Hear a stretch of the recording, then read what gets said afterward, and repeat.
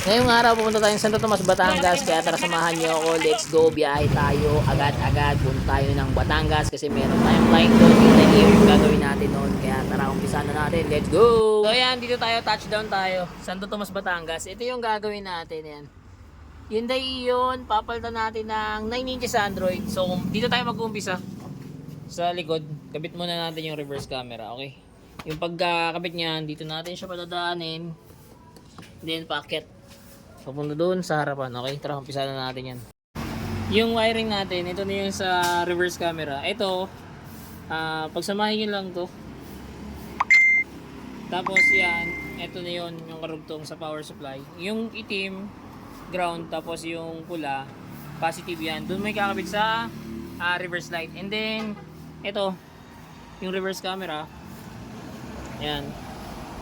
Suksok mo na lang to dito. Magkasawa lang yan. So, pagkakabitin nyo lang.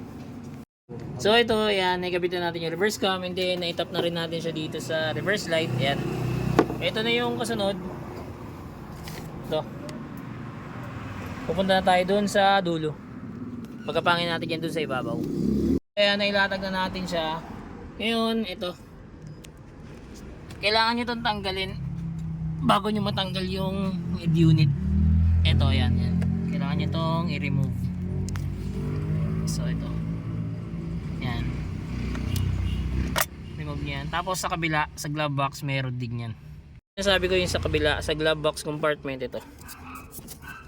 Ito yung isa. Yung kanina device lang yung kinalas natin. Ito, dalawa naman dito. Ito yung isa. Ito. Yan. Yung kulay pulang kable na to. Tsaka itong itim na to. Ito yung pinakadulo nyo sa ibabaw.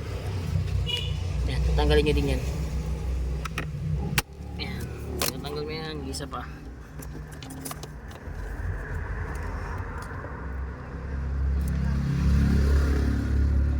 Kasi hindi nyo makihila yung pinaka stereo panel frame. Yan, tanggal na siya. So ayan, pwede nyo na matanggal ngayon to. Pag sikwat naman ito, may gatlayan dito. Yan. Sikwatin nyo lang yan dito, kabilaan, para maangat siya.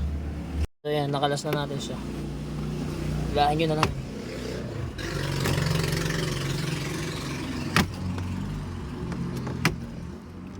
Yan.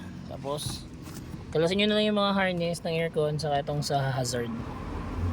Tapos ito, 4 na screw din yan, kabilaan. Para ma-remove nyo yung pinaka-stereo. Natin. Ayun yung pinaka car stereo nya. So papalitan na natin siya ng Android unit. Yung gagawin natin dito mga kadiskarte, plug and play na lang pala. Okay, pakita ko sa inyo. Ayun yung sinasabi ko sa inyo na plug and play lang. Talagang as in plug lang siya. Yan. Wala na kayo bang i-wiring kundi ito na lang natitira. Yung sa reverse camera. Dati, kinuha natin to, yung pinaka aircon control, saka itong aircon unvent, tapos itong hazard. Lilipat natin dito yan sa bagong frame kasi ito yung ipapalit natin para perfect fit yung pinaka car stereo natin. Tapos na tayo mag-install 9 inches Android dito sa Hyundai Ion. Ayan. Syempre kasama pa rin sa package natin yung reverse camera. Ayan. Then kasama sa pinalitan natin yung frame. Tapos ito, pwede ka na rito mag-Waze, Netflix, YouTube, Google Maps. Ayan.